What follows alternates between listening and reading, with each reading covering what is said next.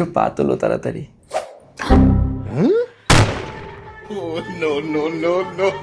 আচ্ছা আচ্ছা কথা কেন বলছো? অশ্লীল কথাবার্তা একেবারে মুখে আটকায় না, না? নিজের লজ্জাবোধ বলে কিছু আছে না? সব বেঁচে খেয়েছো। দিন দুপুর বেলায় পা কেন তুলবো? খালি হবাস আর হবাস। তোমার পা দুটো তুলতে বলিনি, মুরগির পা দুটো তুলে খেতে বলেছিলাম।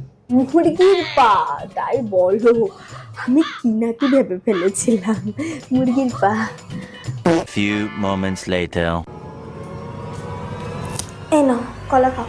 লাগবে না, আমার কাছে নিজের কলা আছে। এসব অশ্লীল কথাবার্তা বলতে লজ্জা লাগে না? না শাশুড়ি মা শুনলে কি হবে? মা কি শুনলে কি খারাপ ভাববে? মা কি কলা খায় না? আর তখন থেকে বলে যাচ্ছে আমার কাছে আছে কলা, এই যে কলা তোমারও আছে আমারও আছে।